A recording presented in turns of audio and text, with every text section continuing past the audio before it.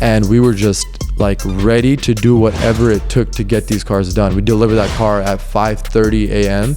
to that client because he needed it before he goes to work that next morning. I wasn't thinking about like, oh, I need to do $5 million in sales this year. I was thinking about, I just need to get one more person to come to my shop. I always think 5 years ahead. Since the beginning of my company, I was always like, okay, I want to think 5 years ahead.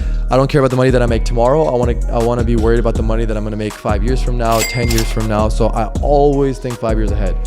I always tell people I don't care. I don't care to be a billionaire. I don't care to be 100 millionaire. I don't care to be a 10 million. I don't care. For me, it's like, it's a game. That's all it is.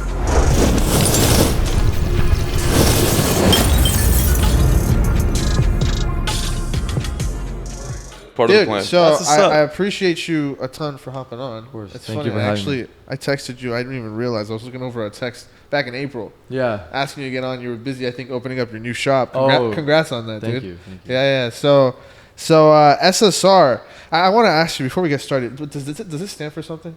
Yes. What does it stand? What's SSR stand for? It's a secret. It's a secret. Oh, really? Yeah. So it's not something you ever. All right, let's take. I've never told anyone. Can we make? Hold on.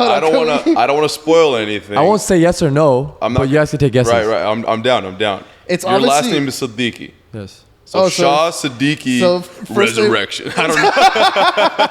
Wait. Shah Siddiqui Racing. Oh, okay. That was a strong pause, though. Yeah, that could be something. Yeah, that could be something. The Shah Siddiqui Racing. I didn't know your last name was with an S too, so that makes sense. I didn't know either, I feel like, but I did. Obviously, you got to do a little research. I do have a middle name though, bro. A middle name? I have a middle name. I mean, we all got middle names. Your middle name is Not R? Like Richard or Radwan. No, but why would he put his middle name as the last letter? Like how? Like Because of just. Yeah, hey, hold on. Shah, do you have business partners? You do, right? Yeah. What's your business partner's name? Zane. Zane. Last name? Butasi. Okay, so I don't know. I thought maybe it could be one of his. Yeah, right. Maybe. Like one of his initials or something. Did I ever send you a little video where I'm not lying to you, bro? It was our last day in Medellin, Colombia, before we flew back to Bogota, before we spent a day there and then went back home. We were just chilling in on like this walkway, and there's a nice park in front of it. We were just chilling, and then like this dad is like walking up with his child, and his child is like in one of those, those little strollers. Or? No, not a stroller. The little cars. Oh yeah. The little electric, the little flipping. What's it called? Yeah. It looks like cars. a Hummer. Yeah. You know what I mean? That's right. Or it wasn't. I don't think it was a Hummer. But I don't know what it was. But they're just driving by. They're just strolling across from us. We're just sitting at this bench, and I was like, bro, does this say SSR on that? And there was literally a little sticker.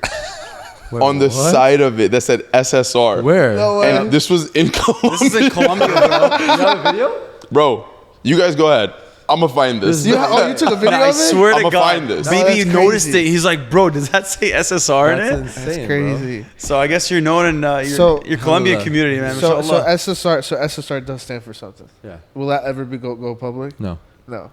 Alhamdulillah. So it's like the Krusty Krab Anyone could formula, guess, right? and there's a lot of guesses that seem obvious, but no one's ever gonna know. Nice. But if we told you and it was right, would you tell us we're right? Silent reading. Okay, all right. I'm sticking with Shah Siddiqui Racing. Yeah, That's it. Anybody? It seems so simple. Like, I'm gonna go spill the beans. All right, we're starting the rumor now. So Shah, like, Super what was silent the There's all vision? Teslas. Yeah, what was the vision behind SSR? Like, how long has it been going for now? SSR, we started when I was 21 and a half, so 8.5 years. Nice. And how does somebody even get into an industry like that? Like, what was the vision for it? Like, why even do that as a career out of everything else? So for me, cars were a passion. I loved working on cars since I was like 2 years old. All my mom ever told me was like I wanted Hot Wheels, and then when I got into high school, I started working on my dad's car. Then my dad gave me that car, and I like repainted it, and I did like brakes and oil changes, and like I did that for fun. You did that on your own? On my own. Oh, okay. In my garage. Like I was 16, 14. I started when I was like 13, 14 with like my dad's car. Uh-huh.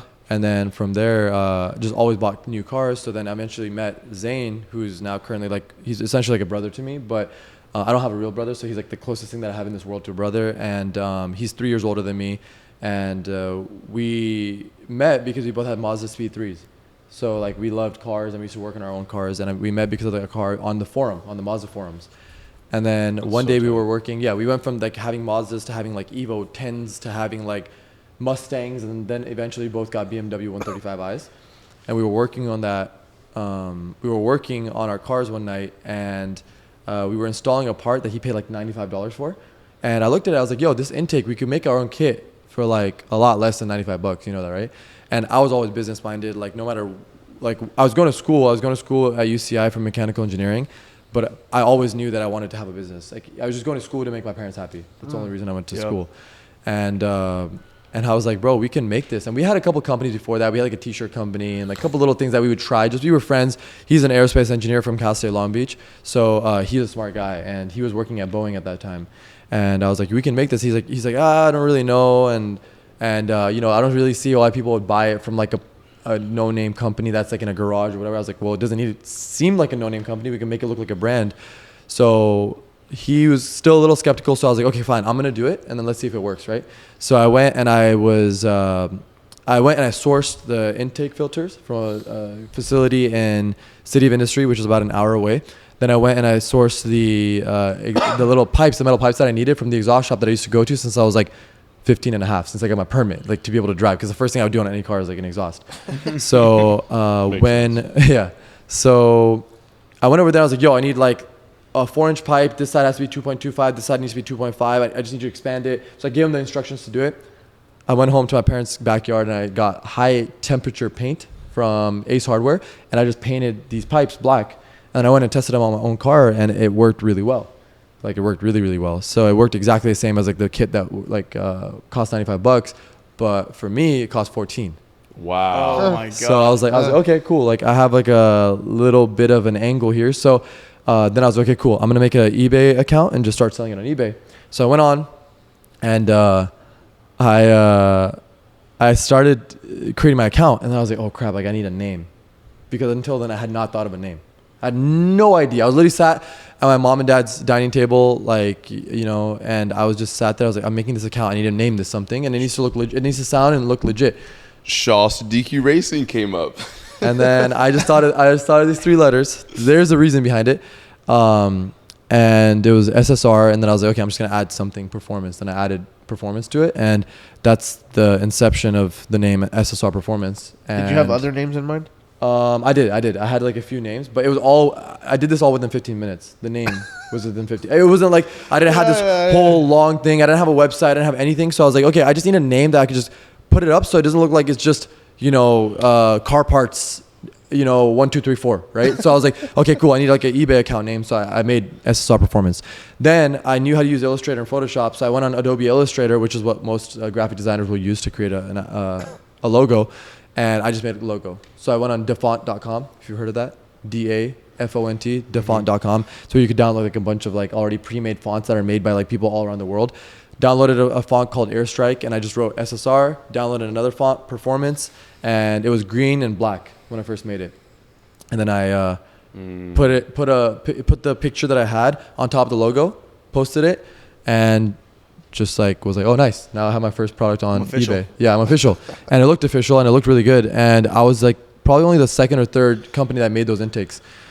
And I was priced at $68, which was like, I was like, I need to be under those guys. So I went under those guys, and essentially I was like, okay, what advantage do I have? I'm a kid in a garage, brand new company. I have to be priced lower than them. So I priced my product lower than them, got to the point where people were hitting me up. They're like, hey, can I get it for 55? I was like, yeah, sure, here you go. And like, you know, you can make an offer on eBay. So I would just entertain any offer. $55 sold, like $60 sold. First week I had like 1 sale. Second week I had like 2. Then all of a sudden I started getting all these watchers, which on eBay is like people that are watching the product to see if it goes down in stock and they'll buy it. So I started I went from like 10 watchers to 20 watchers to 40 watchers to 100 to like 180. And next thing you know, I'm selling like 10 a day.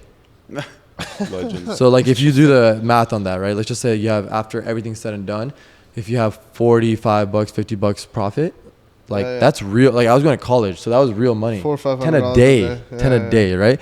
So, and to the point where I wasn't able to keep up with the stock, and that's when I went back to, I think 3 weeks, 4 weeks in, I went back to Zane, and I was like, yo, Zane, we can do this. Like we can make other products and just start selling products. And he's like, all right, cool, I'm in. Boom, jumped in with me. And he's like a brother to me, so I was willing to like make it worthwhile for him, you know? And he was working, I was going to school still, and while we started selling these parts, we started selling them locally, like on Craigslist, and I think OfferUp didn't even exist back then, or it was brand new. Nope. And we started selling them on Craigslist, and people started hitting us up about having a facility. Hey, do you guys have like a place where you can install these? I really, really, really would like these to be installed. So then from just selling parts, which is essentially what SSR Performance was at its beginning stages, we turned into like an install facility. And we had like this really, really small facility in Huntington Beach that we got for like $1,200 a month. This guy just put his faith in us and was like, oh, I really hope to see you guys make it big one day. He's like this older, I think he's like German or something. He had like an accent and everything. Like he was from Germany, probably 70 years old. And he's like, yeah, like one of my guys went and they got like a 2,000 square foot facility now. So I really want to see you guys make it. So he gave us a chance. We had no financials. $1,200 a month, 700 square feet, which is essentially it's smaller than like probably this area that we're sat in. Probably I'd say like this entire place is probably what, like 1,300. Yeah, exactly. So like much less space than even there is in this place, right? So we essentially were able to fit like a car and a half. Actually, I can show you guys the photo. You want to see a photo? Yeah, let's do it. Yeah, dude, absolutely. Put it up too. Yeah. Post edit. So it's interesting. So eBay was your first method to market, huh? Yeah.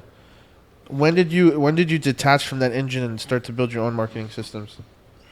So I was doing marketing for the t-shirt company before that, like for my own t-shirt company. I knew Instagram really well.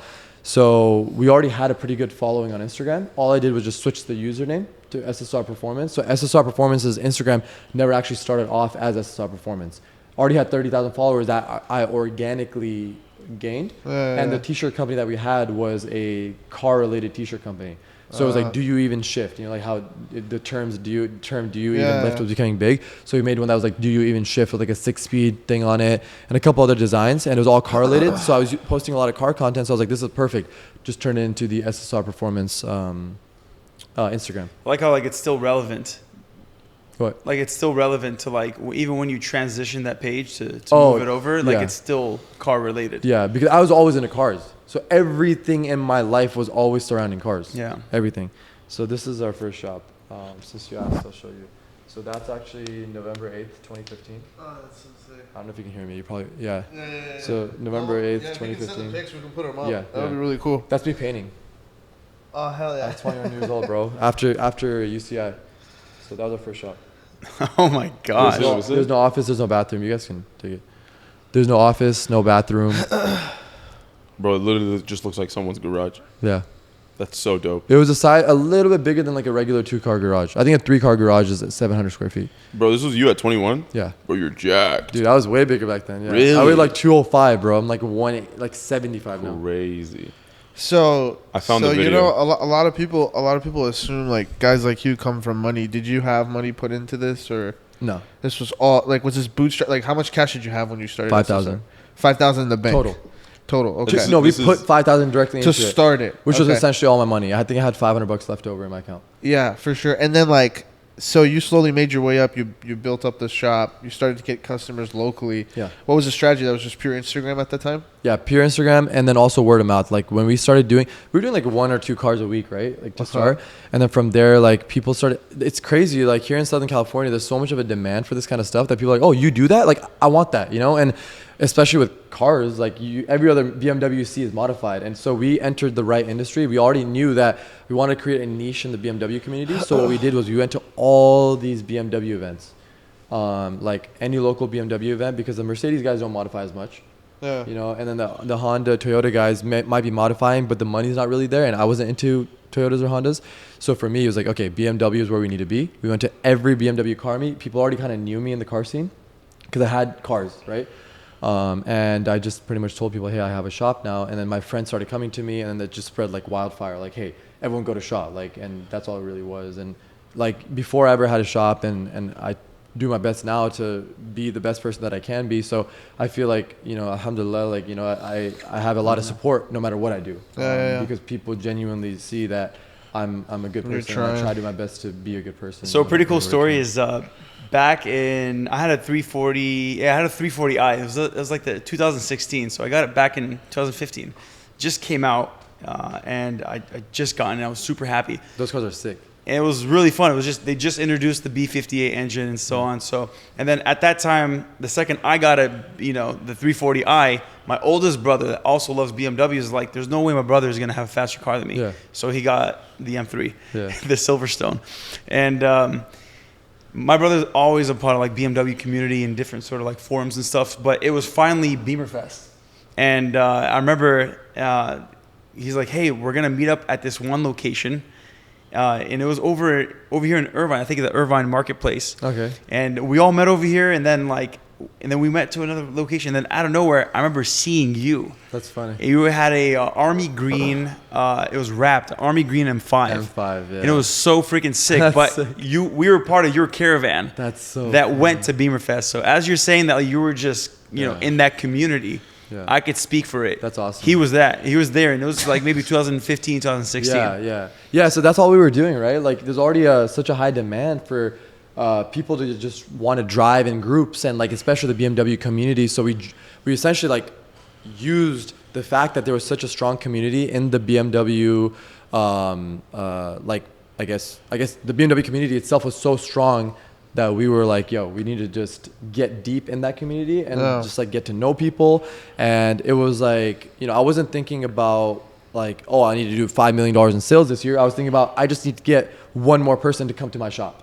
And that's why it was so doable for us, right? Like, because everyone always thinks, okay, how can I get, like, whether it's like a podcast, how can I get 1 million subscribers tomorrow? Or whether it's like a restaurant, how can I get, 1,000 people to show up, next week? Instead, I was like, okay, how can I just get one more person to come to SSR? And that's all that we ever did. And all that meant was be in the right circle. And the right circle for us was the BMW community. So we were essentially like a full BMW shop to start. Like we really only sold BMW parts and BMW maintenance and service and did it all ourselves. So how far into your business did you actually like realize like this is actually blowing up? I'm trying to think if there was a moment. There's one time that I felt like, okay, so I went to a car event. It was a non-BMW car drive. And some guy comes up to me and I told him, I was like, yeah, like we have like a little shop. I think this might have been like just a few months in. And this guy goes, oh, SSR? Dude, yeah, I've heard of it. That was the first time in my life How did you feel hearing that? That was the best feeling ever. I literally remember going to my friend who I drove there with, and I was like, yo, this guy just said he's heard of SSR. Like, dude, that's crazy. Like, we just started a few months ago. This is amazing. So I'd say like that was, and we weren't blowing up by any means. Like we were still doing like a car a week maybe, or 2 cars a week. But like, I was like, okay, this is something that's catching on, obviously. And it's cool to hear, So how much harder did you find out is building a business from what you thought it was? Or did you find out it was easier coming into it? So like, it's funny because you have a book right there. Yeah. The Mama Mentality. Yeah. Kobe Bryant was like, and still is to this day, probably one of my biggest inspirations. Yeah. Like, it sounds weird, but like just even thinking about him, seeing him there, like it almost makes you want to like tear up because as a kid, bro, like he was a big part of my life. My dad and I, probably the one thing that we connected on the most was Laker games. I remember when Derek Fisher hit that 0.4-second shot. Literally, my dad and I were running through the house, So, like that mentality, like the Mamba mentality, and just having that grit I was always that way, right? Like just because I saw, watched Kobe playing basketball growing up, and like always knew that if I wanted something, I had to work like really hard for it. Yeah, I had to work really hard for it. Yeah. So, I would say that it wasn't something that was extremely difficult to me. It almost felt like second nature. I just put my head down and I worked. We did all the work ourselves. Did you have any mentors? Anybody guiding you? I would say my dad was the only person when it came to like making business decisions, but even that I used very sparingly. We never really had to make very difficult decisions. Alhamdulillah, like we never had like any craziness happen or had to go through any like extremely rough times. Like since we started, it was a slow and consistent increase. And I think that was a big part of that was just putting our heads down and working rather than figuring out what the easiest way was to do something or how can we just hire somebody to just do it for us. Instead, we were like, oh, this is doable. Cool. Let's get some tools and do it. Like, oh, we've never done that job. No problem. Like, let's go on YouTube and see if there's anyone that's done it that's taught you how to do it. And literally, we would go and figure out how to do work on our own cars from YouTube and then go do it on our customers' cars once we learned how to do the work. That's how simple it was. That's really how simple it was. I feel like it's different. Like I feel like it's so much more personalized when like you go to a shop and you're like, hey, my name is Shah. I'm the shop owner. Yeah. You quote the person, they're like, sweet, when can we start? You're like, oh, right now. Sign the paperwork, the guy leaves, he comes back, and you're personally working on the car. Yeah. And like you're the person. It's not like someone else that you hired. You didn't delegate the task. Yeah. It's like that was just so personal. So Yeah. I would brag about it because many times whenever I'd go to a body shop or anywhere else throughout my life, it'd always be other employees, but I feel like it's more personal. Yeah. People would come in surprised for sure. They're like, wait, what? You're the one actually working on the car? And I'm like, yeah. They're like, dude, there's no other shop where you walk in and the owner of the shop works on the car, right? Because to me, I was like, yeah, why? Like, Why I was not? confused. Yeah, like, why not? Like, why not? This is what I signed up for. Yeah, exactly. But they in their head, they were just like, generally you have a guy that owns a business and runs the business, and then you have people working, doing the actual work. And I was like, yeah, no, like Zane and I own, run, work, and deliver the cars like at the end. And I think that for me overall, like coming back to your question, like it wasn't any more difficult than I thought. I knew that I had to put in long hours. I knew that one of the biggest things I tell people is you can't feel sorry for yourself, right? And I already knew that. That was like my mentality.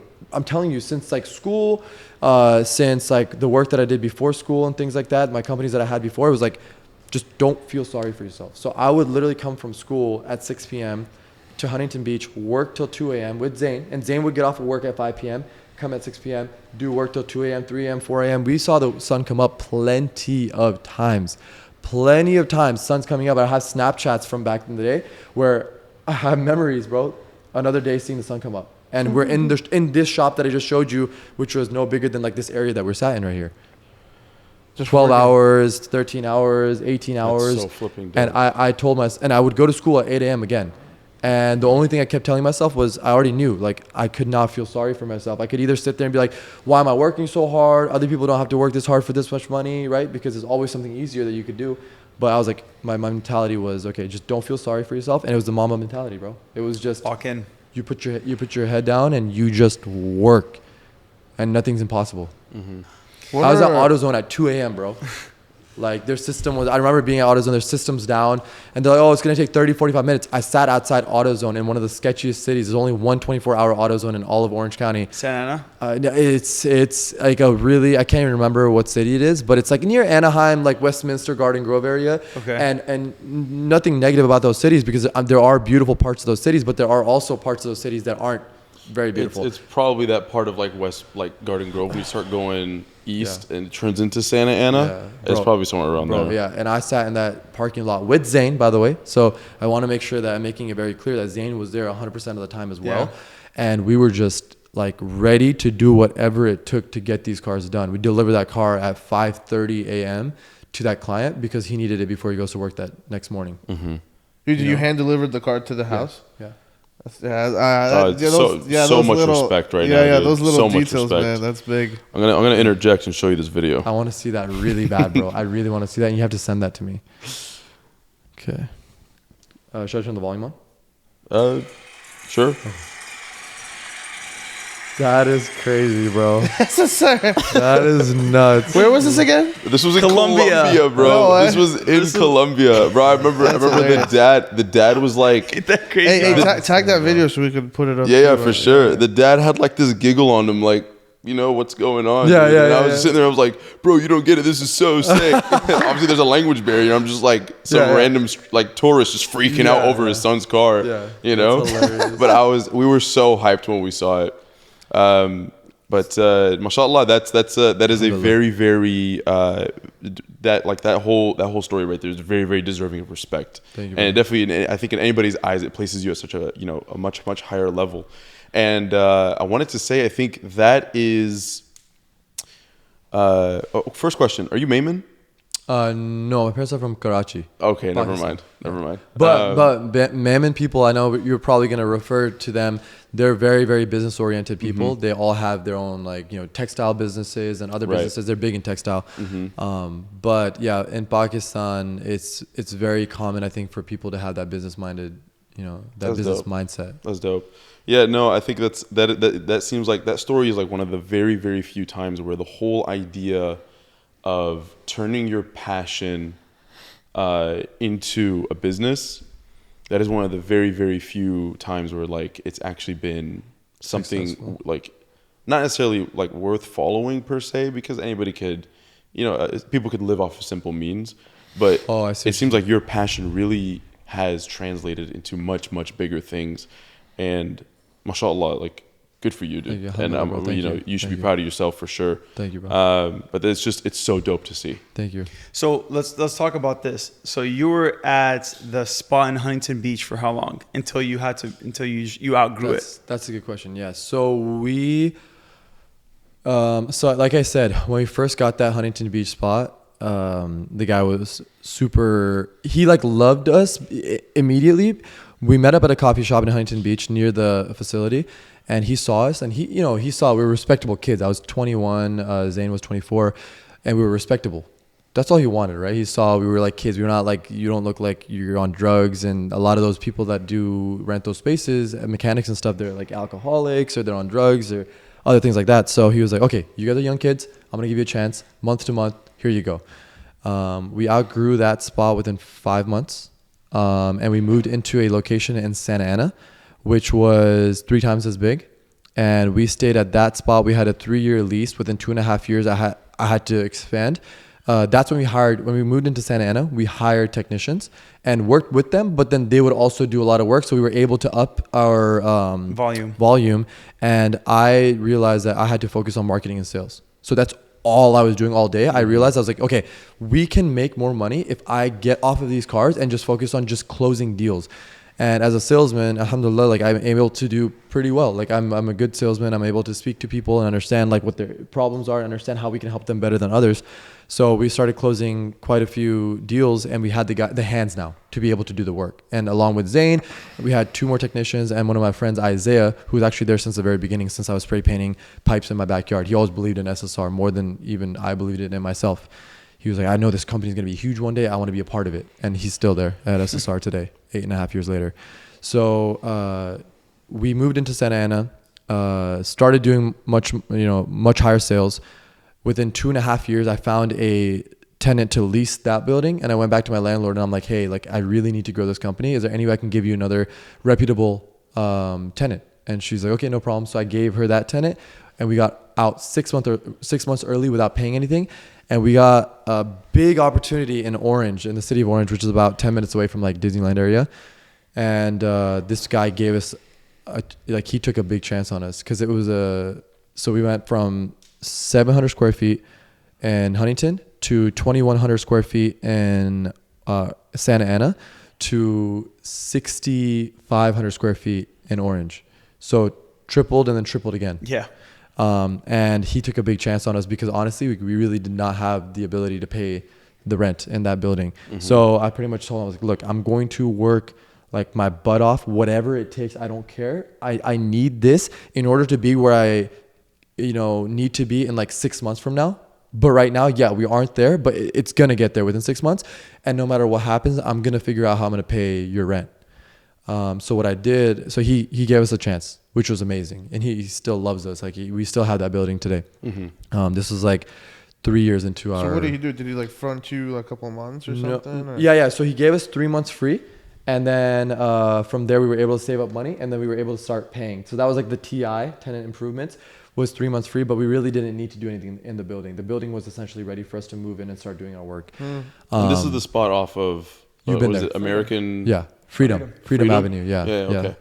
Yeah. So it's this original building, so the performance building. Mm-hmm. We have 2 buildings there now. Right. So we ended up getting into that building. What I did was I subleased part of that building to a detailer. So he paid like $1,500 of our rent. Our rent was like $6,500, about $1 per square foot, which you're not going to find anywhere here in Southern California.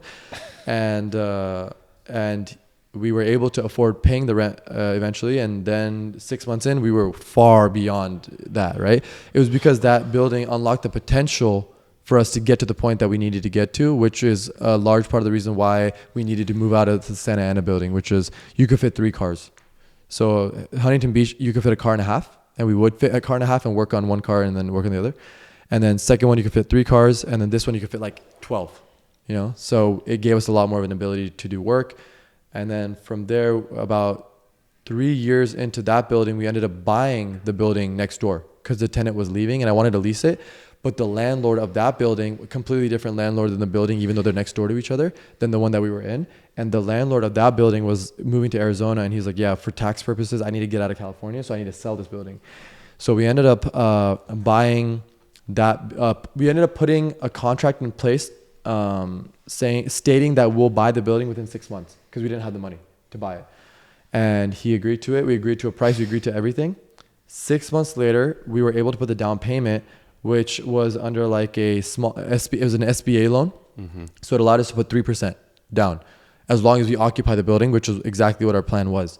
So we put that 3% down, and by the time we bought it, that building was already appraising for $1 million and $1 million more than what we bought it for.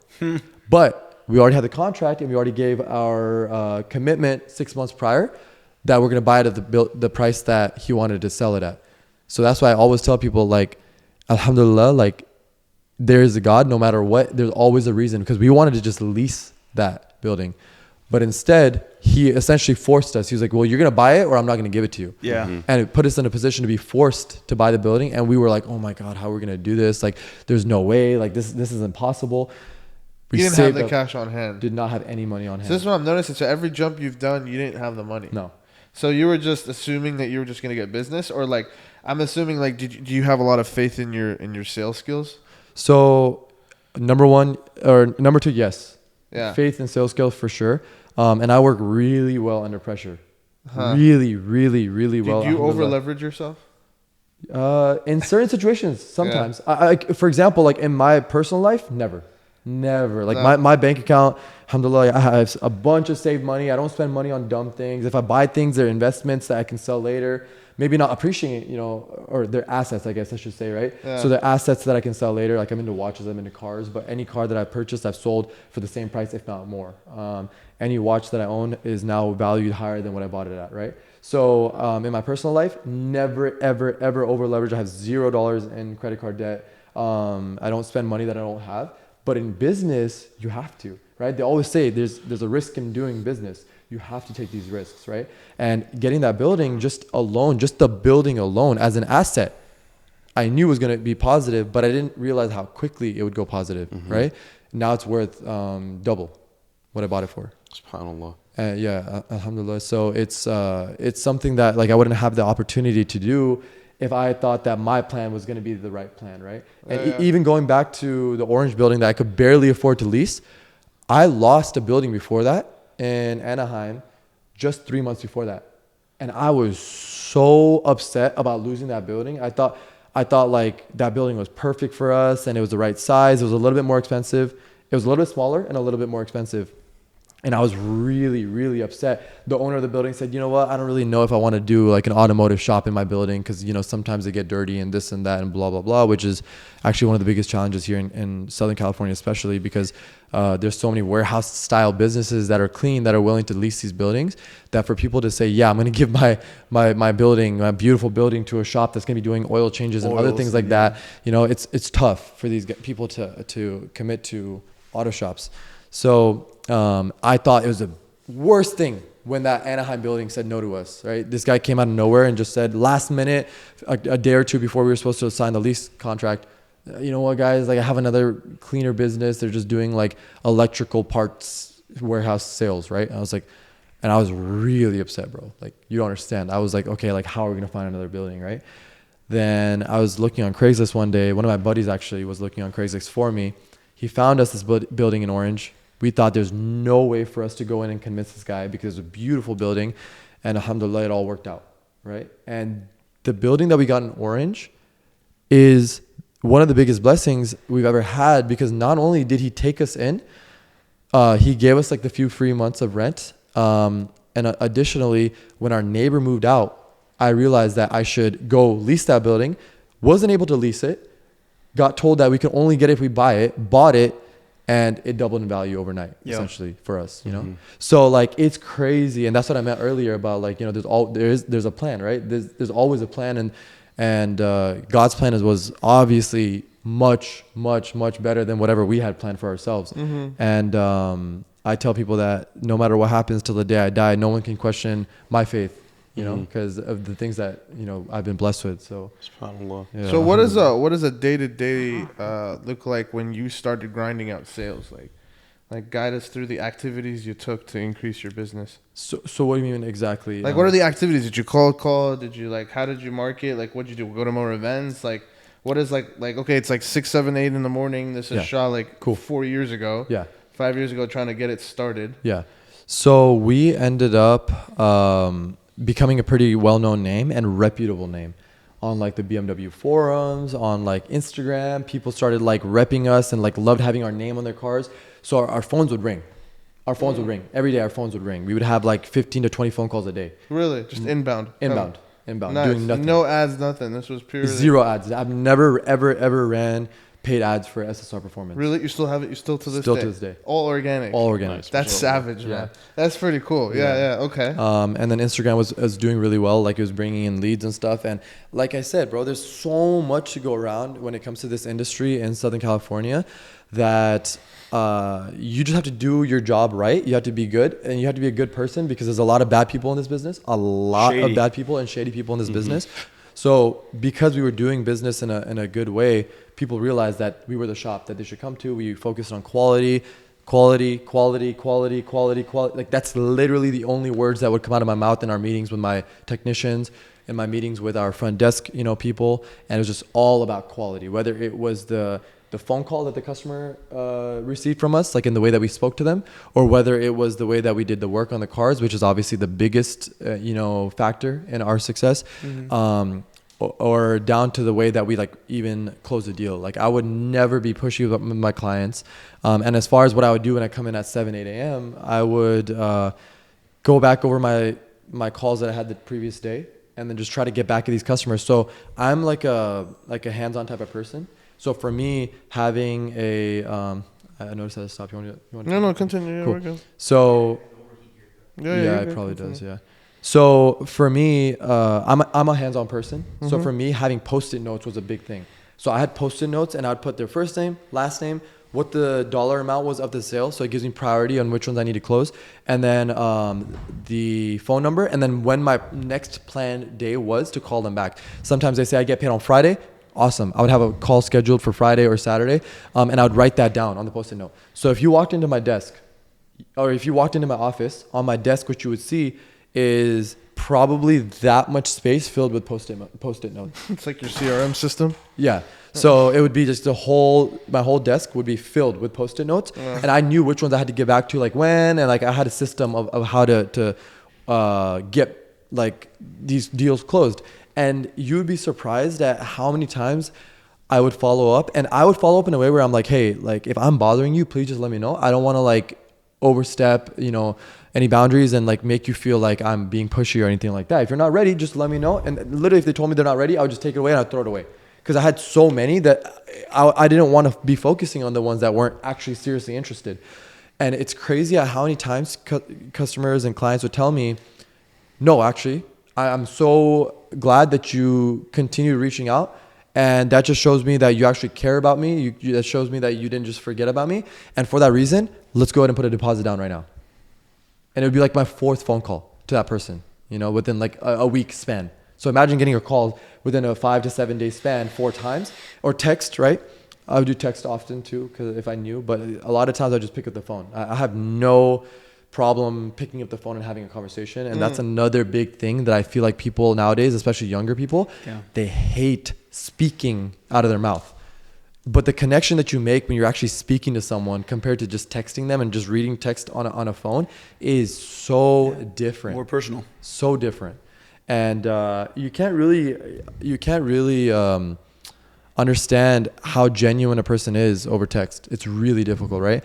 But when you speak to them, or when you hear their tone of voice and the other things that you notice that aren't available over like text or email, all of a sudden gives you this feeling of, okay, cool, this person is genuine, or this person is sneaky, or this person is, XYZ. So that was one of my biggest advantages when I was doing sales. So that was what I would do on a daily basis, is just pick up the phone and call back my leads, and pick up the phone and answer the new clients that were calling us to get services done. And we were in such a niche part of the industry, like I said, specifically for BMW, like maintenance, repairs, and upgrades and performance tuning, right? That we were, it was, if you have a BMW, you call SSR, right? Like nothing else. It was just There's, that. yeah. If you're going to, why would you go to Joe's Performance Shop when SSR does only BMWs and Joe's Performance Shop does, you know, BMW, sometimes Civics, sometimes Mercedes? It's like, no, SSR was solely just a BMW specialty shop. So if you want the best BMW work done, you go to SSR. And that was probably one of our biggest reasons on why the phone would ring. You were surprised that all these calls were coming inbound.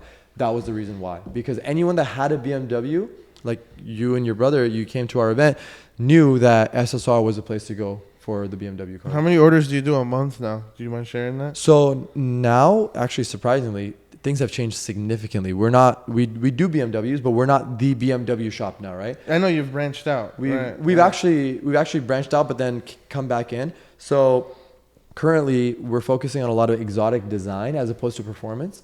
So even though it's called SSR Performance, we're not really focusing on performance as much as we're focusing on like suspension and wheels and wraps and just making these cars look beautiful. Why the shift? There's a lot of reasons. Yeah. That's you want to hear that? That's Yeah, a long yeah. story. So, I always think 5 years ahead. Since the beginning of my company, I was always like, okay, I want to think 5 years ahead. I don't care about the money that I make tomorrow. I want to be worried about the money that I'm going to make 5 years from now, 10 years from now. So I always think 5 years ahead. You guys already know, what direction are all cars going? Electric. There you go. Every car is going electric, right? So can I do oil changes in 5 years? No. Can I do differential flushes in 5 years? Can I do gasket repairs, oil leak repairs in 5 years? Can I do spark plugs in 5 years? Yeah. Can I do, you can't even do brakes in 5 years because guess what? Tesla brakes last 70,000 miles, right? And they last 70,000 miles because of the regenerative braking that the electric motors themselves already have. So if you ask someone who is doing a business and 80% of their business is going to not exist in 5 years, it wouldn't make sense to do that business today. That makes sense. Yeah. I see what you mean. That's exactly why we stopped. And instead, I focused on what I can do to an electric car. What can I do? I could do wraps. I could do wheels. Suspension. I could do suspension. Everything I just told you guys is all things that you could do to an electric car, and you could do carbon fiber kits, right? So that doesn't mean we don't do those things because there's always going to be a clientele for the performance, exhaust, and spark plugs. And, these McLarens and Lamborghini, they're not going away, right? And we're going to be the shop that people take them to because that's what we're marketing ourselves to be today. Instead of the BMW shop, we're now the exotic shop, right? So that's what we do today is mainly just exotics. So we've changed direction a little bit, but that doesn't mean we've stopped doing what we're doing. But our main goal is essentially just to design the most beautiful cars that we can when it comes to like Lamborghinis, Ferraris, McLarens, because even those cars are going to go electric. Do you think you'll ever design your own car? Honestly, not. I've never thought about doing that. That would probably be fun to do. You think you'll ever have like that much money where you're just like, That'd be pretty cool, like a Brabus. Let me go produce my own exotic. I think what he means is like No, literally making your own car. No, like compete with like Lambo, like an actual Yeah. making your own like car. So what you said, Crazy. what you said, I'm though- curious to see how big he's thinking. That's why I'm asking this No, question. so SSR Performance for me, even now, is just for fun. Really? Honestly, Okay. like Up until today. I enjoy doing it. Yeah, up until like since it started, I enjoy doing it, and I have quite a few other companies too, like all automotive related. A couple of them are in the automotive space, but software specifically. So those are the companies that I feel like I'm doing because I like kind of have to get to a certain point in my life financially. But as far as SSR Performance is concerned, as long as it's fun, I'm going to continue doing it, and I don't want to make it something that becomes an insane challenge. Because genuinely, I love it and it's fun and it is very challenging. Don't get me wrong. Like there's a lot of moving parts and a lot of things that can go wrong. And because of our guys being as experienced as they are now, my team, I have like a team of just on the performance side. I had 14. We've downsized a little bit because the reason why I even started talking this way is because you asked me how many orders we're doing. We're doing a lot less. So I'm working on a lot less projects than I was like let's just say 2 to 3 years ago. on purpose, because back in the day we were doing BMWs where the average ticket was 3,000-4,000. Now our average ticket is like 15 to 25,000. Right, right. That makes sense. So are you making the same amount of money or more now? Yeah. You're making more money with less orders. Yeah. So you've become more efficient then as a business. I've decreased. So we got a bigger building, but my overall overhead has actually decreased because I have less employees. And my projects have bigger margin now. So like the client that's a BMW client, you have to be pretty competitive because there are still other shops obviously that exist here in Orange County, plenty of other shops that are doing really well in the BMW community. And those guys are willing to work for 25% margin, 30% margin. So where we were working and doing for 45% margin, right? Because we were doing a higher quality of job in our opinion, and that's why customers would come to us. Now I'm able to do like, let's just say a Lamborghini for 55% margin, and that guy is willing to pay not only because he knows that we're going to do a good quality job and do the job right, but because SSR Performance today honestly is like a household name brand. People hear the letters SSR. Yeah, you're wearing the shirt. People hear those letters and they automatically know like, oh, that's the best. They're the best. At least locally, like in Orange County, that's the buzz. And that's what we've created from the beginning. So it's like once you are, and again, this is not me saying this, but we've been crowned that by like the automotive community. So once you're considered the best, it doesn't really make sense for you to try and do the most amount of cars. In my opinion, what makes more sense is that, okay, cool, let's make ourselves exclusive. Let's increase our prices and be the shop that people know they're going to pay a little bit more. But two things. Number one, the job will be done right, 100% right. And number two, the name SSR will be on my car. And people do value that. So you consider yourself like let's say how like Louis Vuitton brands themselves. That's how we think about ourselves. Yeah. So for you like the higher ticket, more quality focused, white glove type of approach with your clientele. Because I mean, you said even from the beginning you were delivering cars. That would be sick. Like if I had the money and like somebody just comes, picks the car up, takes it to the shop, takes care of it, brings it back, and I'm still at work or something. Like I don't even feel it.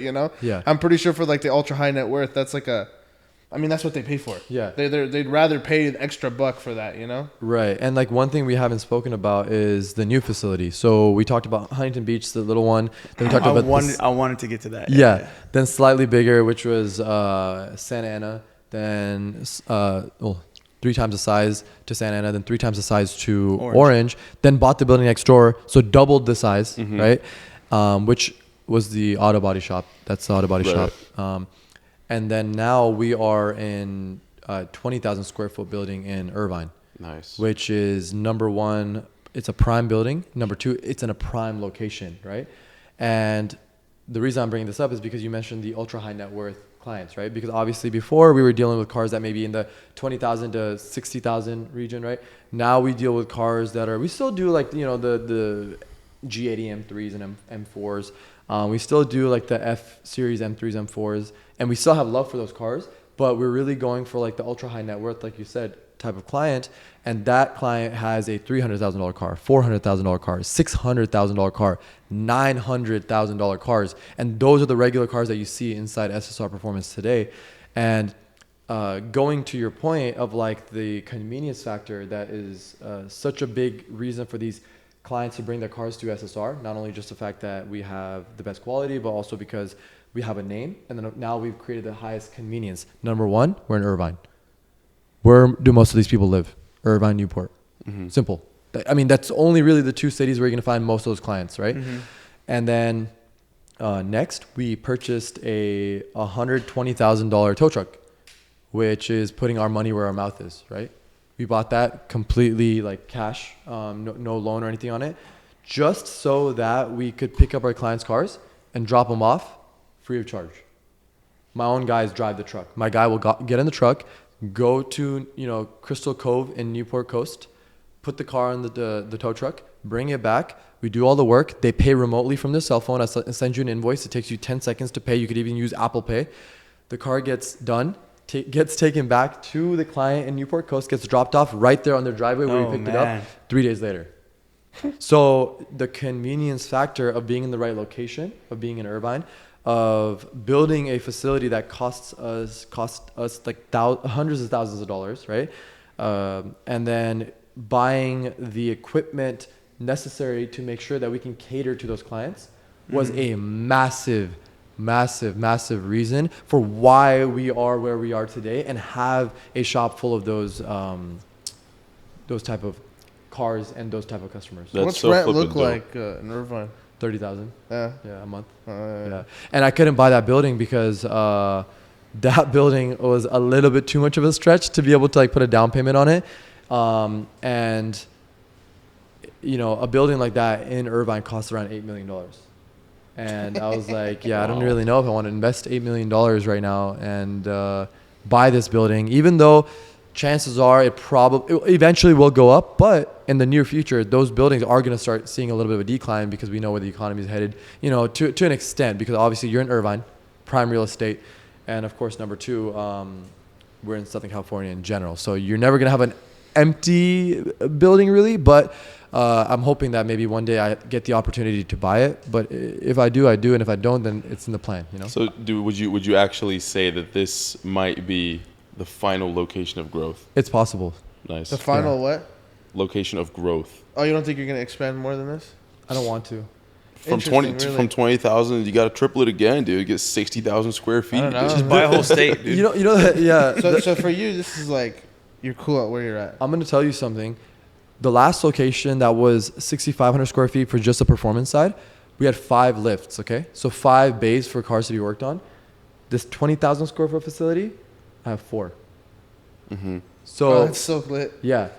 So what that tells you is that the purpose of getting into this building wasn't necessarily so that we could work on twice or 3 times the amount of cars. Mm-hmm. It was to have a facility in the right location, to have it be spacious, Exclusive. to have it feel luxurious, so that when that customer walks in, you know, a $40,000 job seems like it's Makes sense. it makes sense, Yeah, right? yeah, As yeah, opposed to a 6,000 square foot building that's packed like crazy, which is exactly what we were in. You've seen it multiple times. Yeah. You've probably seen it a couple times. It's funny how I don't know like if you went. you got the auto body building, Yeah.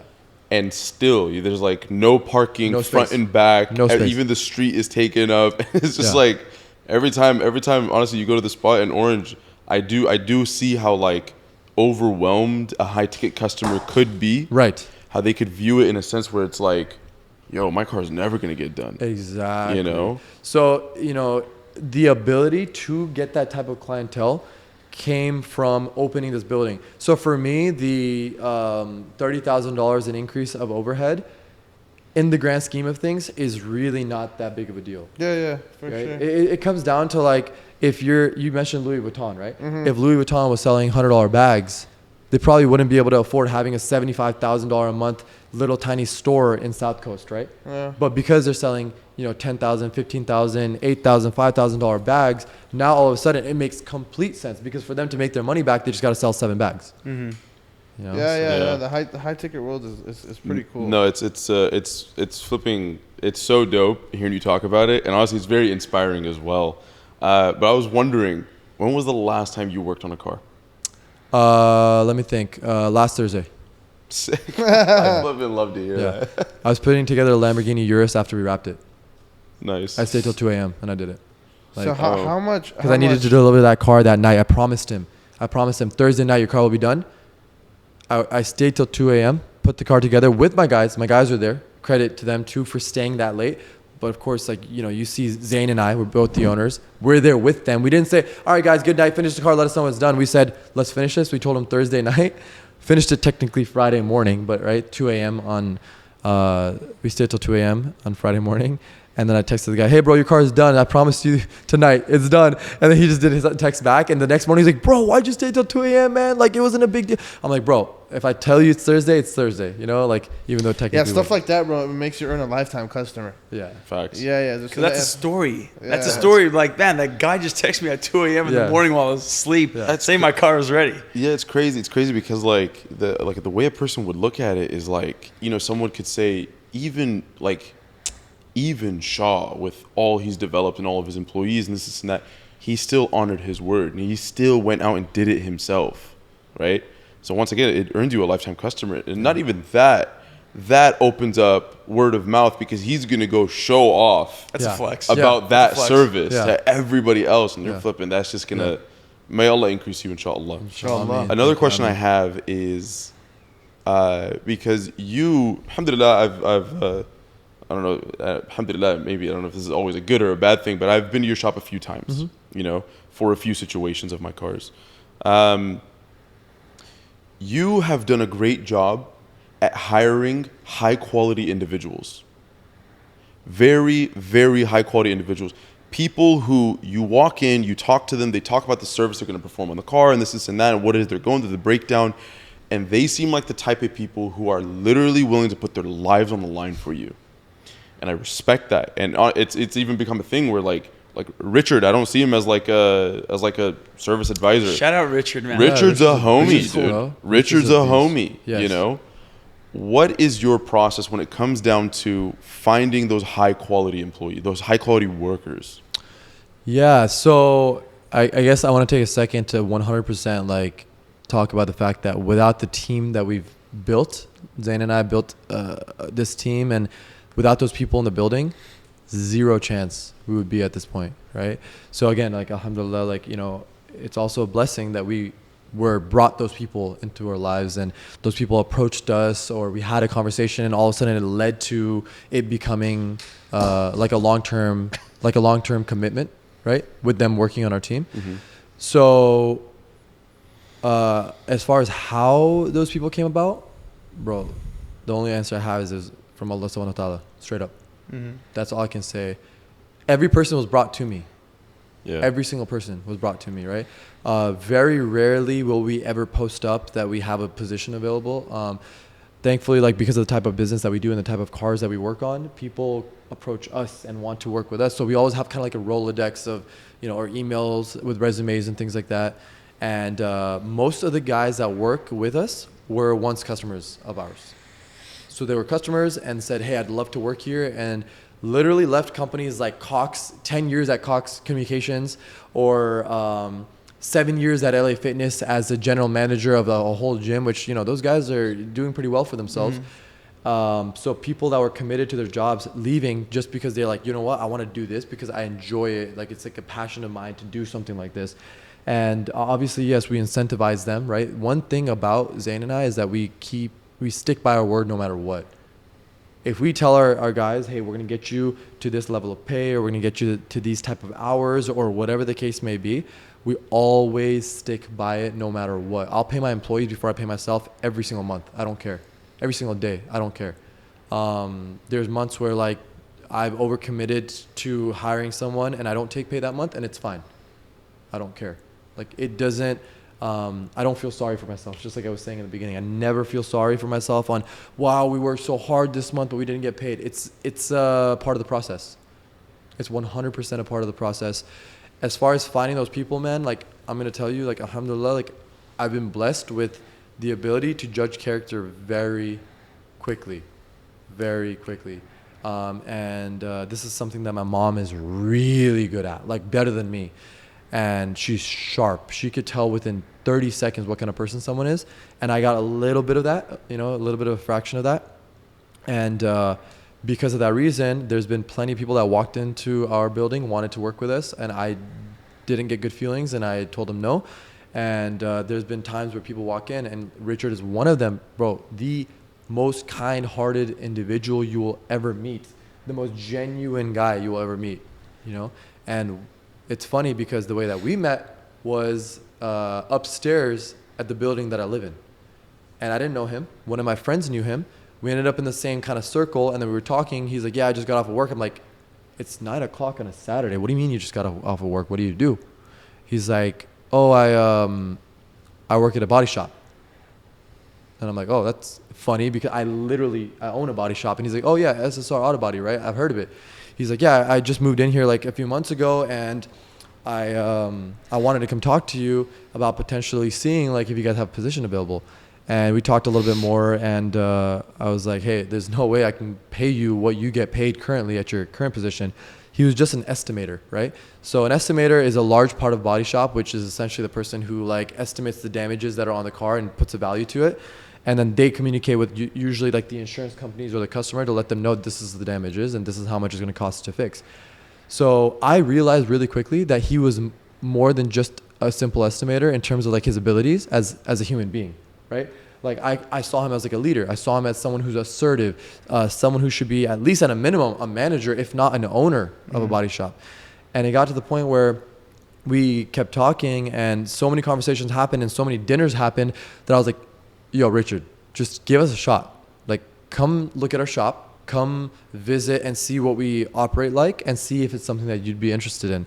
And at that moment in time, I was having a pretty hard time with the person that was working, and they weren't necessarily qualified to be doing that job. So I don't blame them by any means for not being able to perform in the position that they were in.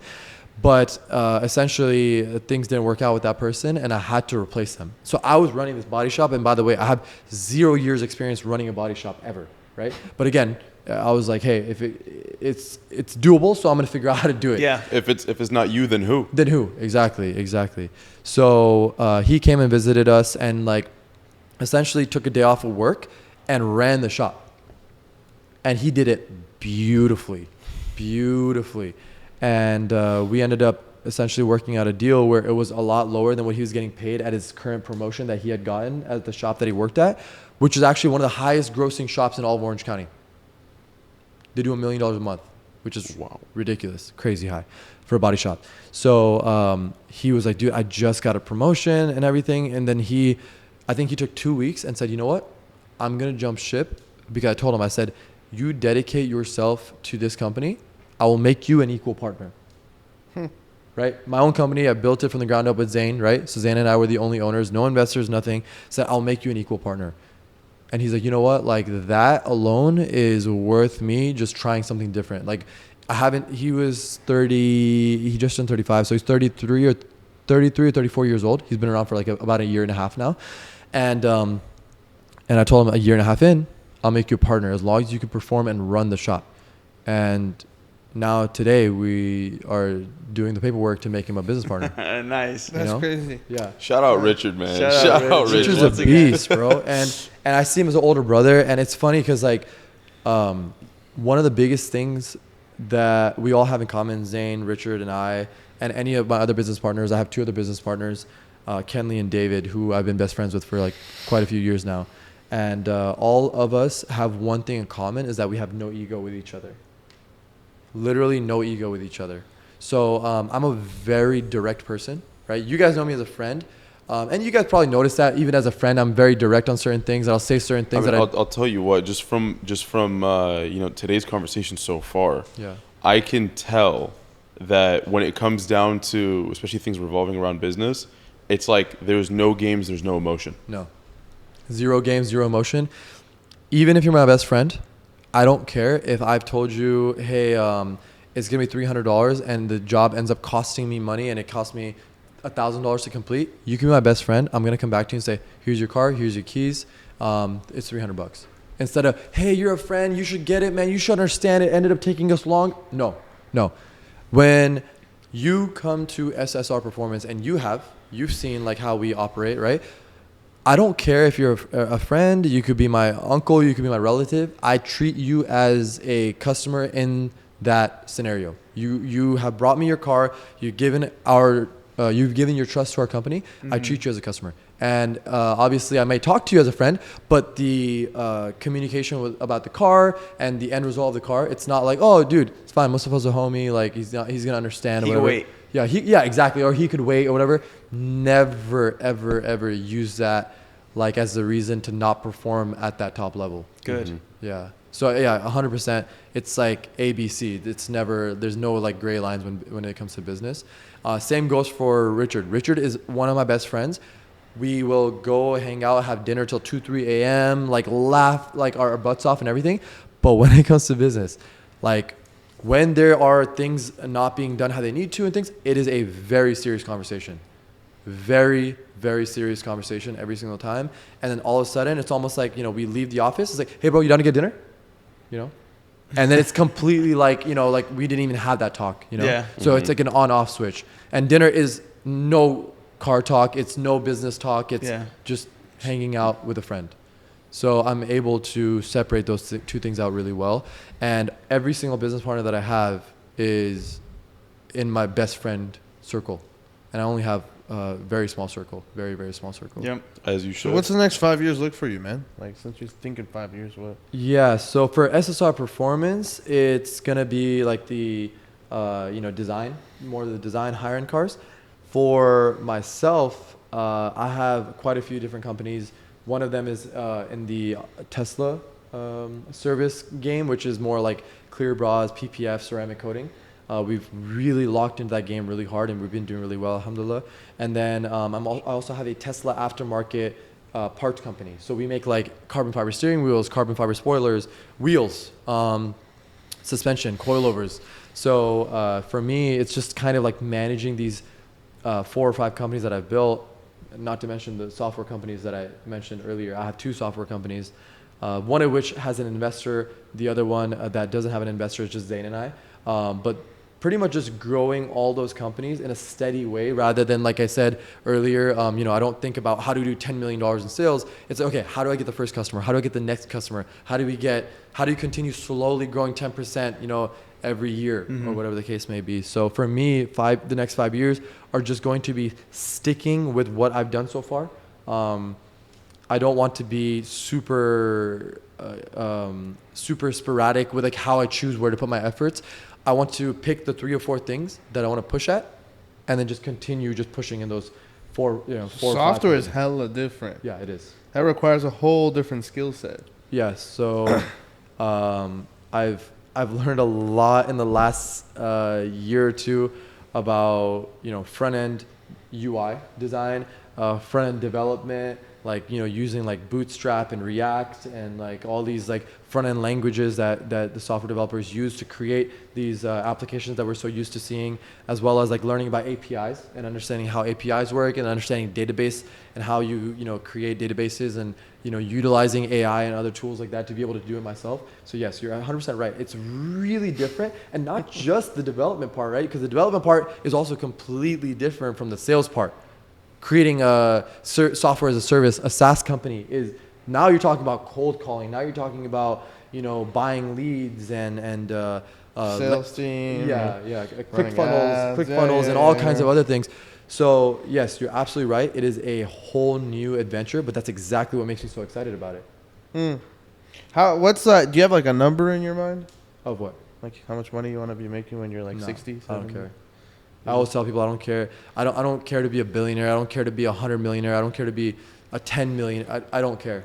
For me, it's like it's a game. That's all it is. Mm-hmm. Like people play Call of Duty to be like, oh, I won Warzone like 20. Sorry. Yeah. Like I won. I think people play Call of Duty to say, oh, I won at Warzone. I got first place, 10 times. Like for me, it's like I came up with an idea. I implemented every single little tiny detail the way that I thought it should be implemented, of course, with the help of my business partners. And then I saw it come to fruition and actually work in the way that I designed it to work, right? Mm-hmm. So it's like, what do they call those things? Where you drop a ball and like it does all these little things in between. And then all of a sudden it completes a task. I forgot what you call it. You know what I'm talking about, right? You've seen those videos where they drop the little pinball and it goes and there's dominoes and there's this and this falls from up there and then all of a sudden at the end it drops the egg into the pot, like the a boiling trick shot or something like that. Like Yeah, something I get what you mean. Yeah. There's a name for those things. Yeah, there you go. What was it? Rupee Goldberg machine. Exactly, right? Sick. So for me, it's like that's what it is. A business is essentially like building one of those and then dropping the ball and then seeing it all work. That's all it is for me. So that's there's so no sick. like number. I don't associate like the success of a company with any kind of number or like with my bank account at all. At all. So I was that's super dope. That's super dope, and I like that a lot. What I was wondering is, you said that you really know how to. You always think about 5 years. You always think 5 years ahead. What are some ways? Continue.